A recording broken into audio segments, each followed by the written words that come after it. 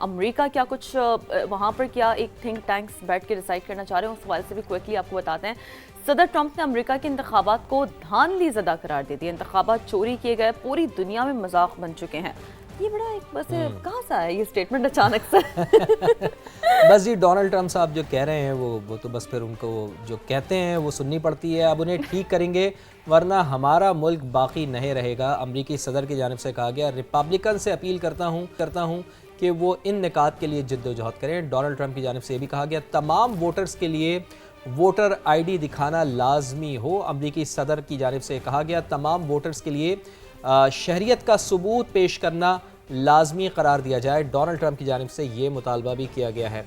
Trump की डाक के ज़रिए वोटिंग की इजाज़त की मुखालिफत भी सामने आई है।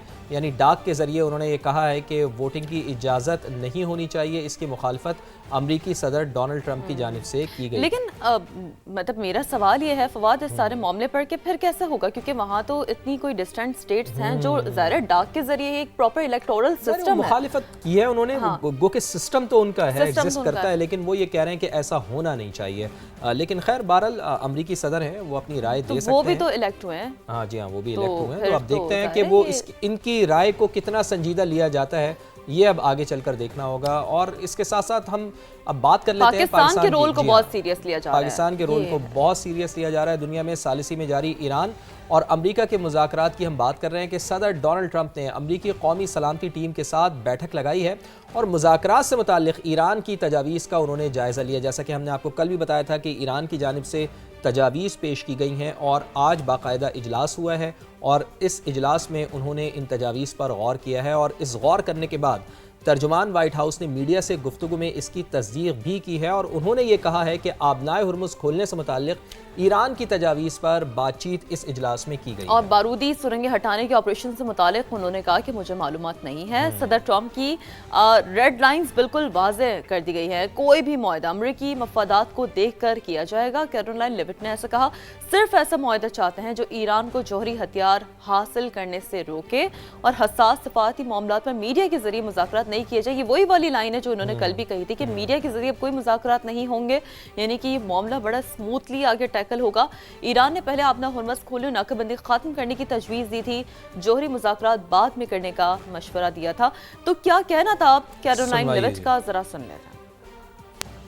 Will confirm the president has met with his national security team this morning. The meeting may be ongoing, maybe not. I don't want to speak affirmatively because I was prepping to come out here. But the proposal was being discussed. I don't want to get ahead of the president or his national security team. What I will reiterate is that the president's red lines with respect to Iran have been made very, very clear, not just to the American public, but also to them as well. तो ये तो Caroline लिविट हमें बता रही थी कि इजलास में जो गुफ्तगू हुई है, जो बातचीत हुई है, जो फैसले हुए हैं उससे मुताल्लिक़ उन्होंने हमें आगाह किया। इसी के साथ अमरीकी मीडिया में सदर डोनाल्ड ट्रंप की ज़ेर सदारत मुशावरती इजलास की बाज़गश्त भी सुनाई दी।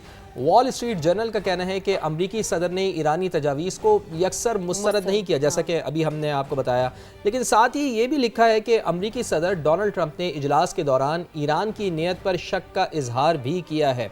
CNN ने दावा किया है कि फ़ाइनल डील के लिए बैकडोर सिफारती कोशिशें जारी हैं। जैसा कि शीरीन आप भी बता रही थी कि बैकडोर मुज़ाकरात चल रहे हैं, कोशिशें हो रही हैं कि किसी तरीके से ये मामला खुश उसलीबी से और वही बात है ना कि जितना ये एक सेंसिटिव इशू है, इवॉल्विंग सिचुएशन है, सिफारती कोशिशें इस हवाले से स्टेप बाय स्टेप एक प्रॉपर हिकमत अमली के जरिए आगे बढ़ाई जा रही है।